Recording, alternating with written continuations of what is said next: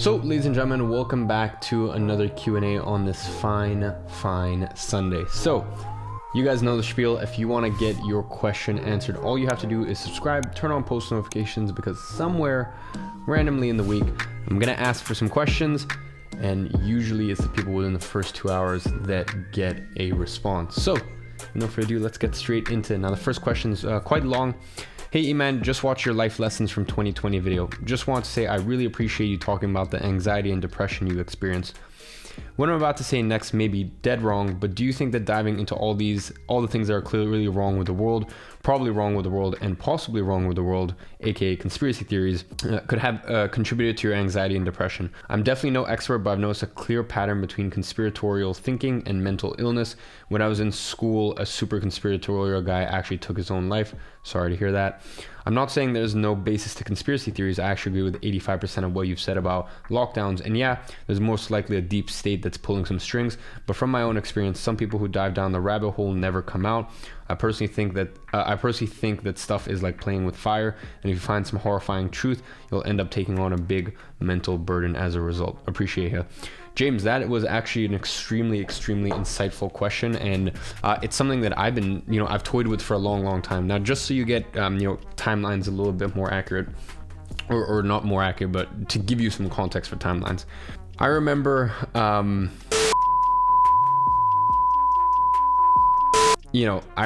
this is probably around like April or something. I remember seeing, tons of stuff about like people giving Bill Gates tons of shit, and I remember literally in April being like, this is so weird. Like, why are people like poor Bill? Like, the dude is like such a philanthropist. Like literally up until like April or May-ish. It was probably around beginning of May. I was like, I don't know. Like I started to question everything that was going on. Literally April, I was like, okay, yeah, there's actually this deadly thing, like blah blah, etc. It was more around like early May that I was like, there's some things that don't really add up here, right? And I started, kind of going out there and trying to get a bit more clarity on it. So that was a big, kind of around May. Now my, once again, that was maybe probably around closer to like mid-May. Didn't really affect me that much. Once again, in June, thought about it slightly here and there. Now this whole thing that came about, my depressive fit, basically 6 weeks where I was, just got plunged into such intense depression, anxiety, panic attacks, suicidal thoughts. There's pretty much my entire theme of the, from a moment I woke up all the way up until around 5 p.m. And it was so weird. Around 5 p.m. it's as if I came back into myself. It was like, it almost felt like what I would, think bipolar disorder feels like, where like you're not, like it's literally a different human, like the way you talk, the way you and as I said, around 5 p.m. and this happened for like 5 weeks, 6 weeks, from the moment I woke up till 5 p.m. all I could think about was ending it. And then by 5 p.m. I was like, oh man, like I'm in such a great mood. Like it was the weirdest thing ever. Anyways, back to your question. I don't think it was based on that, to be honest, simply because, first of all, I wasn't as intensely, I wasn't as well educated on everything that's going on in the world.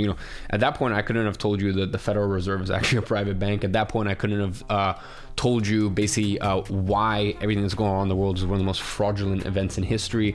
At that point, I couldn't tell you much about the deep state, and at that point, I couldn't tell you much about pretty much all the other pitfalls that you can look for in the world. All the other false flag events. I could tell you something, but not in detail, but like I can now. So quite frankly, I only really started getting riled up about it properly in around probably around the end of September, early October. So that was far after that dark cloud. Some refer to it as a dark night of the soul. That was far after that period. Kind of I had gone over that period in my life.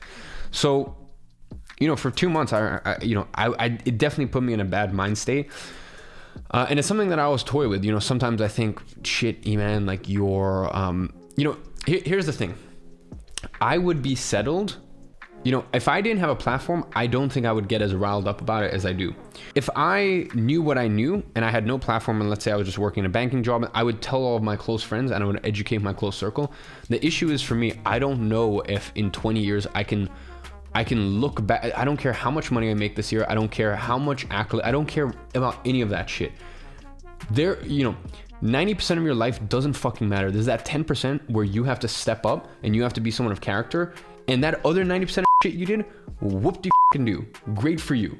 But there's certain moments in your life where if you don't do the right thing, it will haunt you for the rest of your life. And this is one of those occasions where, look, I have sympathy for people who are in a fear state and who are just so,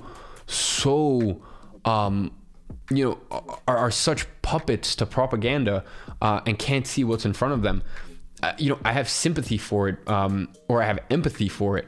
But at the end of the day, as I said, from 20 years from now, I don't know if I could look back at 2021, no matter how many millions I make, and genuinely be proud of this year, knowing that I didn't do my part in spreading the message. Now, my, social media hasn't become a full-time, hey, let's expose all of the BS in the world.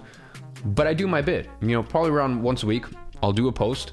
Either I'll do, I can't really do anything on YouTube because then they just take down your video, within 36 hours and give you a channel strike because, democracy, right? Free speech. Not really a thing anymore, but, whatever.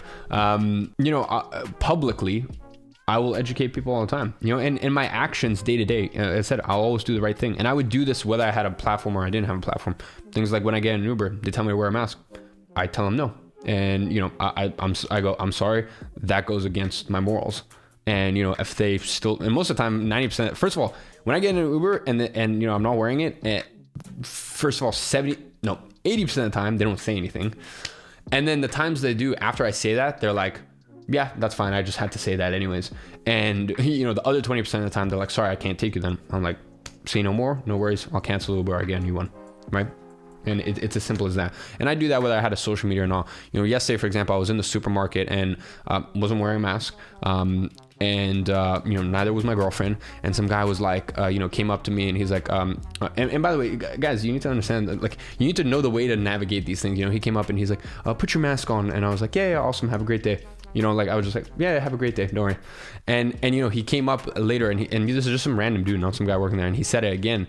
And this time, this is when I had to bite my tongue. He's like, there are people dying. And I was like, how do I distill in one sentence the fact that people are dying? Yes, people are always dying. And by the way, I used to be under the impression that, the illness that's going on, it's around, it's there, it's just been inflated. Now it's gone to a point where I don't think anyone with a logical brain cell can admit that there have been any of this illness death. Because if you are using fraudulent tests that, if you're using the PCR test when, the creator of the test himself, Kary Mullis, is like, anything above 28 cycles of viral RNA is junk data. And we use 35 to 45 cycles. So this entire thing is based off of a fraudulent test, or a test that's being used fraudulently, right? And by the way, Kary Mullis himself said that if you crank up the amount of cycles, and by the way, each cycle doubles it, right? So this thing scales very, very quickly. If you crank up that, you can pretty much find anything in anyone, right? So, anyways, my point is, this guy said this to me this morning, and I was like sometimes I have to bite my tongue, right? And quite frankly, if he had come and asked me again, I would have been like, look, get out of my face, do your own research. I will not wear a mask. I will not succumb to tyranny. And it is not my fault that you get all of your information from mainstream media. So if you have an issue, you can go ahead, you can call the police, you can call security, but I will not wear a mask. I will not comply to tyranny. I don't know if any of you guys have ever seen, I don't know what in Nazi Germany, when they, raise their hand, I'm not even going to do it. There's this is an incredible photo of this one guy who just doesn't do it, right? And it's just like, just don't comply. Like, if you know it's wrong, and by the way, if you don't know it's wrong, and you genuinely think we're living through this horrendous, I can't even say the word, this horrendous life event that's killing so many people and blah, blah, etc., at least, I'm begging you, please, at least do your research outside of mainstream media. Like, honestly, it really doesn't take someone intelligent to figure out, if a high school dropout can do a bit of simple research and find a video of the creator of the PCR test himself saying, hey, these are the ranges, anything above this range is fraudulent data. Like, I'm telling you, if I can do it, you can too. And so can all the politicians. And once again, this comes down to the fact that this has nothing to do with an illness. Nothing. Nothing. And by the way, here's the other thing. The reason that I'm empathetic to people is I went into this year, I'm just very lucky that I was able to understand a bit more. As I said, going into this year, I didn't really know the detail and just how heinous the financial system is, and the fact that, fiat currencies are basically junk. And the fact that fiat currencies are a tool to basically control the entire world, and the Federal Reserve is basically, they're basically going into this year, I thought the government's meant well for us. I thought that, there was certain things in life that I looked at, and I remember even just being 8 or 9 years old and watching, documentaries on JFK, the assassination of JFK and 9/11, and being, I remember I was 8, 9 years old, and I was like, something seems off about that, right? Even at that age, I was like, there's something off about that. Once again, those are 2 other false flag events. Do your own research. Do your own research. I look like a horrible guy when I say this stuff, because that's their other goal, is they want to make something where if you stand up against something, they're like, how could you? This is, this was an attack against our nation. And it's like, yeah, your own government attacked its own nation because they don't mean well for you. Government at its core is deceitful, right? And the other thing that people think is like, oh, the government, how could all the governments bond together and this and that? Guys, the governments don't rule the world. It's the people who own the central banks, right? And what are around the world? Do you know what the world reserve currency is? It's the dollar. And when you hold a dollar bill, do you know who owns that? It's not government. It's the Federal Reserve. And do you know who owns the Federal Reserve? Private entities. Okay? So let's follow that track again.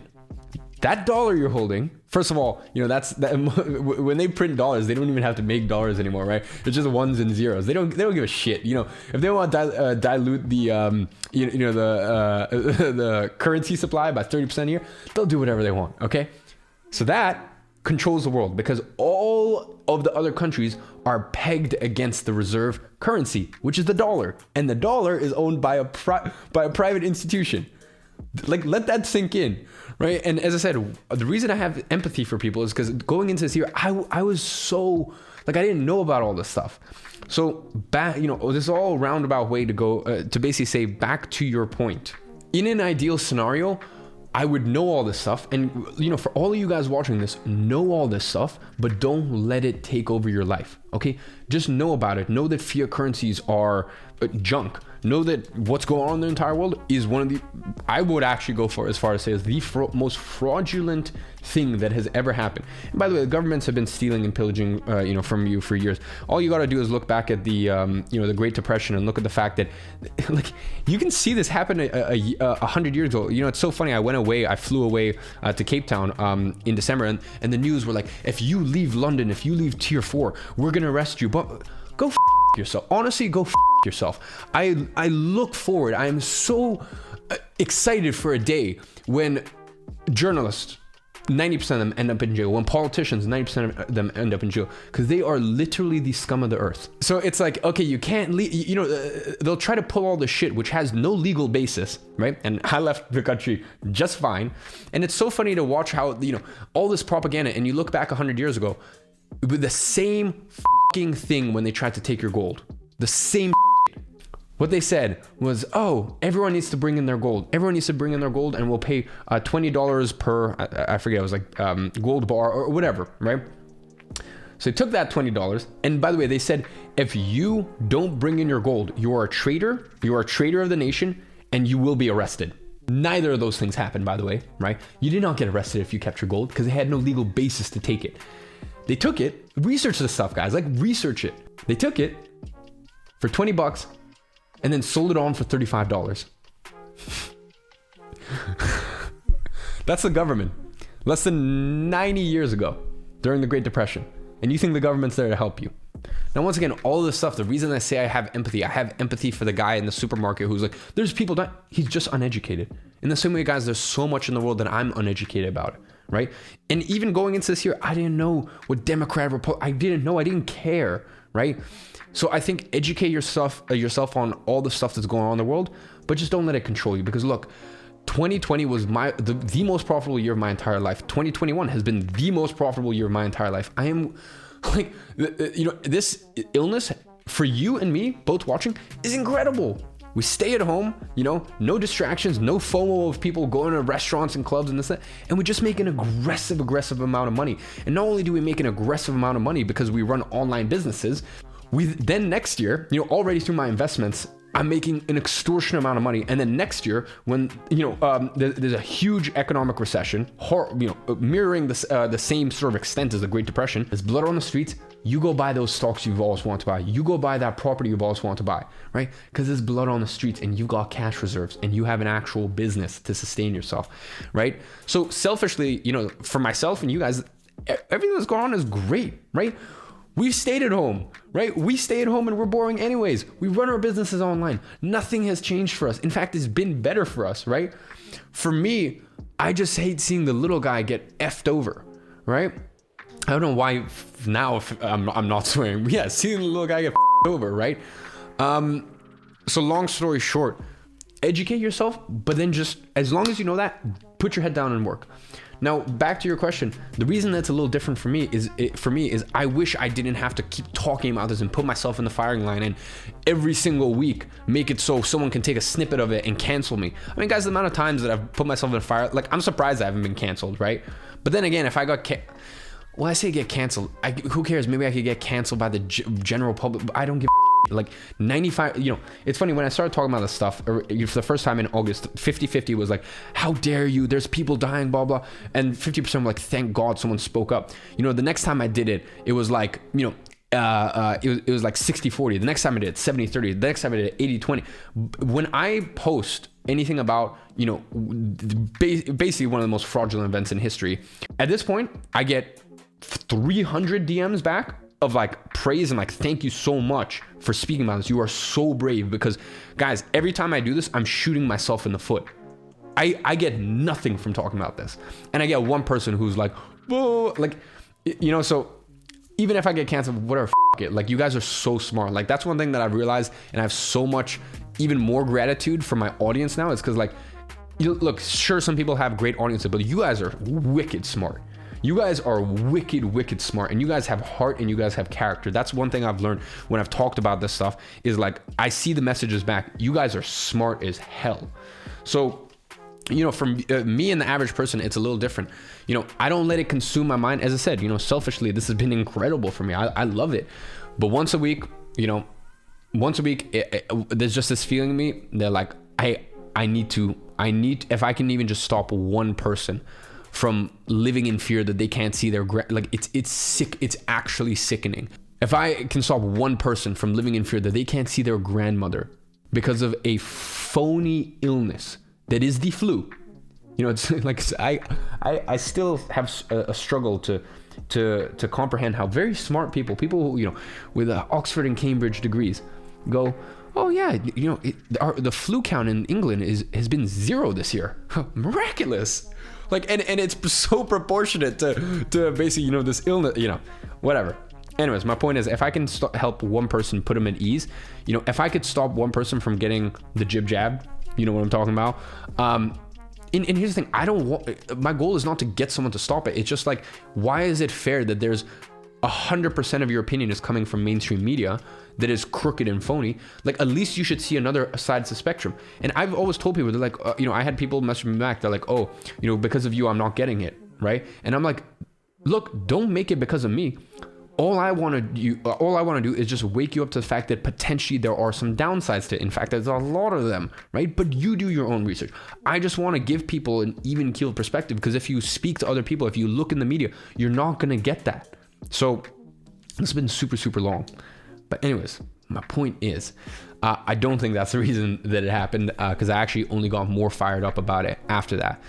Look, in 2023, will I be speaking about how, the entire banking system is like the most corrupt? And, even things like pharmaceutical industry, everyone knows for years and years I've despised the pharmaceutical industry. But, it's not something I talk about every single day or I get fired up about. It's just because it's so relevant right now.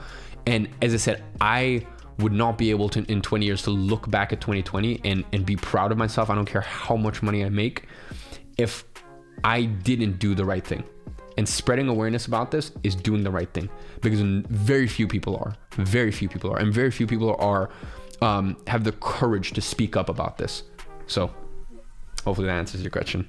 Next question. Just curious, do you ever visit your family in Russia? Hope it's not too personal.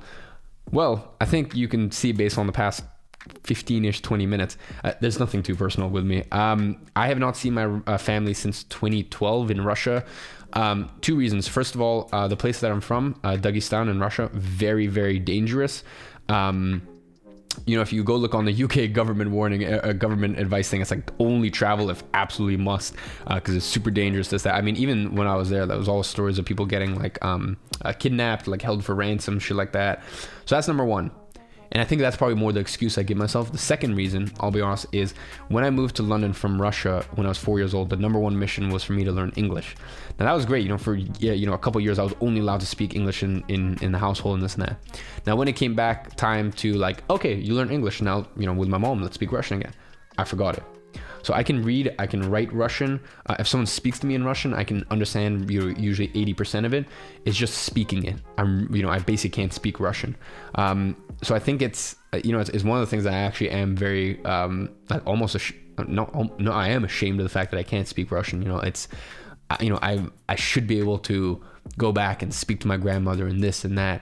And unfortunately I can't, so it's something that I've always wanted to get around to. But I think I'm just making an excuse for myself here. So those two reasons, the fact that it's very, very dangerous. It is actually very, very dangerous, but like, I think that's an excuse.